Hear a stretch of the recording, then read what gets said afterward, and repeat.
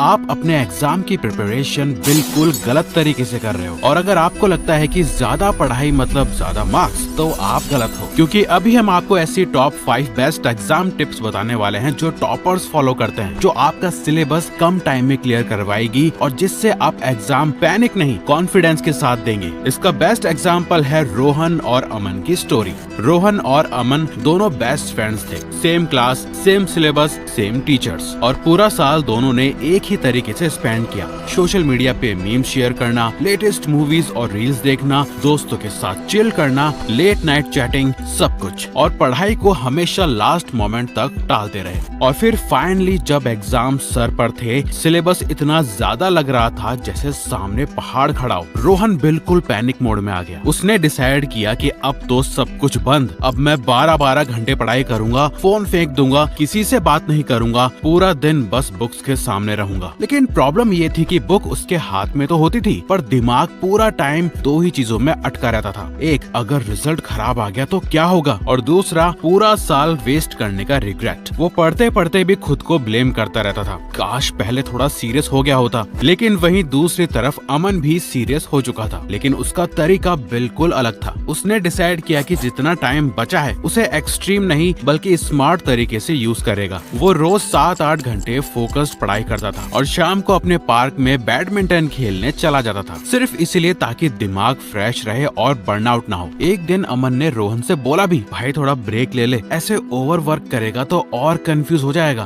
पर रोहन कहाँ किसी की सुनने वाला, वो एकदम बीस्ट मोड में था। प्लीज डिस्टर्ब मत करे यार, और कुछ दिन तो मुझसे मिले भी मत, मुझे सिर्फ पढ़ना है। फिर एग्जाम का दिन आया, दोनों ने पेपर दिया और जब रिजल्ट आया ना, तब कुछ शॉकिंग हुआ। सब शॉक्ड थे। अमन के मार्क्स रोहन से ज्यादा थे। उसने अमन से बोला, यार ये कैसे पॉसिबल है, मैंने तो तुझसे ज्यादा पढ़ाई करी थी। अमन बस मुस्कुरा के बोला, ज्यादा टाइम पढ़ना और सही तरीके से पढ़ना दोनों अलग चीजें होती हैं। जो तू 12 घंटे में नहीं कर पाया, मैंने कम टाइम में कर लिया, क्योंकि मैंने एग्जाम के लिए पढ़ना सीख लिया था। और ये वीडियो एग्जैक्टली इसी बारे में है, कैसे आप भी रोहन की तरह स्मार्ट स्टडी कर सकते हो। हम आपको पढ़ना नहीं सिखाएंगे, वो तो रोहन की तरह पढ़ लेते होंगे। हम यहाँ आपको एग्जाम के लिए पढ़ना सिखाएंगे, जैसे अमन ने करा। उसने ज्यादा कुछ कॉम्प्लिकेटेड नहीं करा, बस ये 5 एग्जाम टिप्स को हर दिन बहुत अच्छे से फॉलो करा और रिजल्ट अपने आप आ गया। जिसमें 4th वाली जो टिप है, असली सीक्रेट अमन के अच्छे मार्क्स का, वही है। जिसमें से सबसे पहला है, the real exam starts earlier.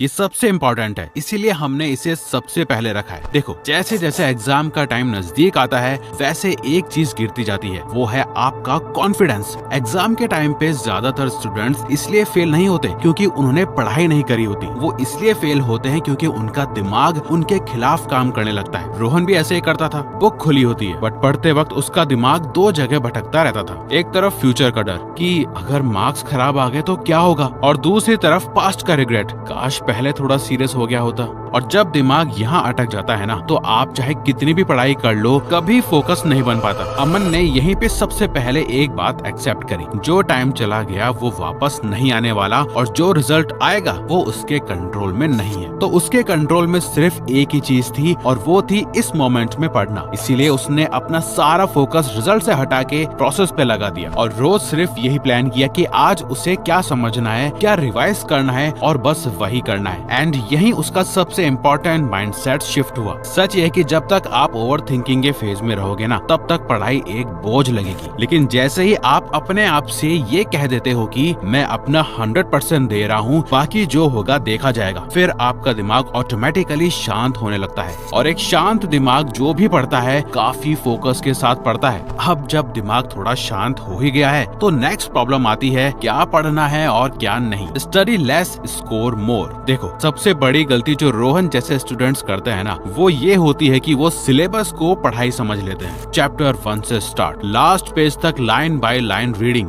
जैसे नॉवल पढ़ रहे हो। पर एग्जाम आप कितने अच्छे से पढ़ते हो, इसका टेस्ट नहीं है। आपको कितने अच्छे से चीज याद रहती है और उन याद करी हुई चीजों को आप किस तरह से एक्सप्लेन करते हो, इसका टेस्ट है। अमन ने यहाँ पे एक सिंपल रूल फॉलो किया, 80-20 रूल, क्योंकि वो समझ गया था कि एग्जाम के लगभग 80% क्वेश्चंस सिर्फ 20-30% टॉपिक से आते हैं। इसका मतलब ये नहीं कि बाकी सिलेबस बेकार है। इसका मतलब ये है कि एग्जाम एक प्रोबेबिलिटी गेम है और उसमें स्मार्ट प्लेयर वही होता है जो हाई प्रोबेबिलिटी मूव्स पे फोकस करता है। उसने प्रीवियस ईयर पेपर्स एनालाइज किए, chapter wise important topics list किए और सबसे पहले उन टॉपिक्स को स्ट्रॉन्ग बनाए जहाँ से क्वेश्चंस आना ऑलमोस्ट फिक्स था। जो टॉपिक्स इजी थे और इम्पोर्टेंट भी, उनको मास्टर किया। जो टॉपिक्स टफ थे पर हाई वेटेज के थे, उनको टाइम दिया और जो टॉपिक्स लो प्रोबेबिलिटी वाले थे, उनको सिर्फ सरफेस लेवल पे टच किया। इस अप्रोच का सबसे बड़ा फायदा क्या होता है पता है? प्रेशर कम हो जाता है, दिमाग क्लियर रहता है और प्रिपरेशन डायरेक्शन में चली जाती है, पैनिक में नहीं। याद रखो, एग्जाम में टॉपर वो नहीं होता जो सब कुछ पढ़ लेता है। टॉपर वो होता है जो सही चीज पे ज्यादा फोकस करता है। अब मान लो आपने इंपॉर्टेंट टॉपिक्स भी आइडेंटिफाई कर लिए और फोकस भी सही जगह लगा दिया। मान लो कि आपने ओवर थिंकिंग भी कंट्रोल कर ली और ये भी समझ गए कि क्या पढ़ना है और क्या नहीं। लेकिन अगर मार्क्स फिर भी नहीं बढ़ रहे तो उसका क्या रीजन है? हम बताते हैं। उसका रीजन है कंफ्यूजन, जिसे हम अगली टिप में दूर कर देंगे। स्टिक टू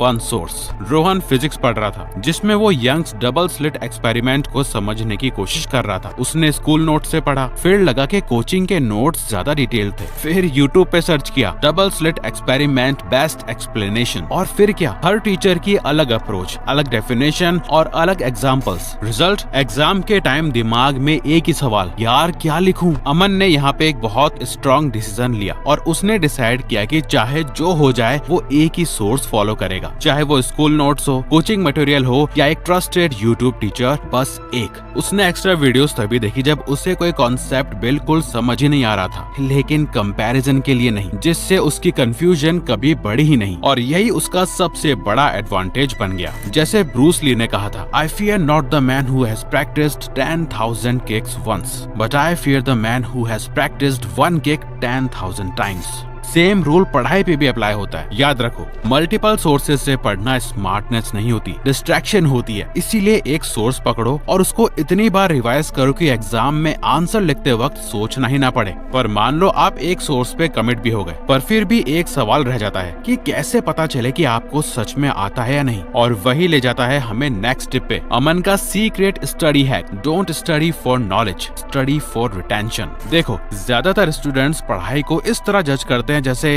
हाँ समझ गया, अब तो मुझे आ गया। पर एग्जाम में मार्क्स आपकी समझ के नहीं मिलते, आपकी रिटेंशन के मिलते हैं। यानी आपका वो समझा हुआ कि याद कितना है और खुद समझ के आप वो कितनी अच्छी तरह समझ सकते हो। अमन का एक सिंपल रूल था, अगर मैं किसी कॉन्सेप्ट को बुक में देखे बिना सिंपल वर्ड्स में नहीं समझा पा रहा तो मुझे वो कॉन्सेप्ट आता ही नहीं है। इसीलिए उसने पढ़ाई के बाद एक अलग स्टेप ऐड किया, बुक बंद की और खुद को टीचर मान लिया। कभी मिरर के सामने खड़े होके, कभी अपने बेड पे रखे पिलोस को स्टूडेंट बना के, और कभी बस खुद से बोल के जैसे वो किसी छोटे बच्चे को समझा रहा हो। इसीलिए जब वो एक्सप्लेन करता था तो दो चीजें तुरंत क्लियर हो जाती थी। एक, कौन सा कॉन्सेप्ट क्रिस्टल क्लियर है, और दूसरा, कौन सा कॉन्सेप्ट सिर्फ पढ़ा हुआ है। और वो जहाँ अटकता था वही उसका रियल वीक पॉइंट होता था। इस मेथड का सबसे बड़ा फोकस पता है क्या है? इससे एग्जाम के टाइम दिमाग ब्लैंक नहीं होता, और क्योंकि आपने सिर्फ उस टॉपिक को पढ़ा नहीं होता बल्कि आपने सोच के, बोल के, समझ के इस टॉपिक की प्रैक्टिस की होती है। जहाँ रोहन बस बिना किसी गाइडेंस या सिस्टम के बस गधों की तरह मेहनत कर रहा था, वहीं अमन स्मार्ट डिसिप्लिन और स्ट्रेटेजी फॉलो करता था। और ये खेल नॉलेज का नहीं, डिसिप्लिन का होता है। रोज बुक बंद करके खुद को टेस्ट करना, एक्सप्लेन करना, ये रोहन की तरह मोटिवेशन से नहीं होता। इसके लिए एक अमन की तरह सिस्टम चाहिए। इसी सिस्टम को बिल्ड करने के लिए हमने अपना एक सिंपल डिसिप्लिन फ्रेमवर्क बनाया है, जिसमें हम स्टेप बाय स्टेप सिखाते हैं कि कैसे बिना बर्नआउट के, बिना ओवरथिंकिंग, कंसिस्टेंट और डिसिप्लिन रहा जाए। अगर आपको ये सिस्टम करना सीखना है तो डिस्क्रिप्शन में हमने इसका लिंक दे दिया है। बाकी आपका डिसीजन है, बस कूपन कोड स्टूडेंट अप्लाई कर देना एक्स्ट्रा डिस्काउंट के लिए।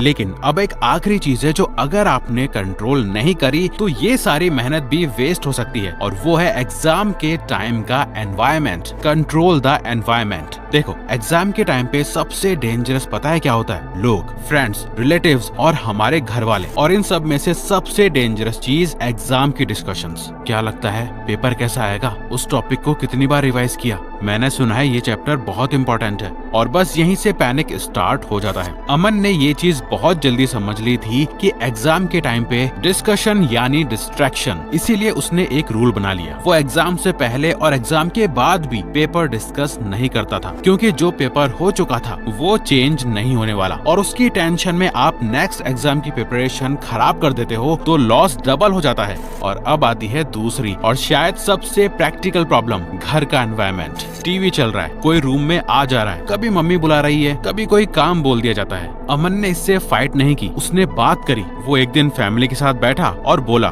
सिर्फ कुछ दिन मेरे एग्जाम्स के बचे हैं और मुझे थोड़ा टाइम चाहिए। अगर आप लोग सपोर्ट करोगे तो मैं बेटर परफॉर्म कर पाऊंगा। अमन ने अपने स्टडी आवर्स क्लियर कर दिए थे और उस टाइम में कोई डिस्टर्बेंस नहीं, कोई डिस्ट्रैक्शंस नहीं, और बाकी टाइम में वो घर के काम में हेल्प भी करता था।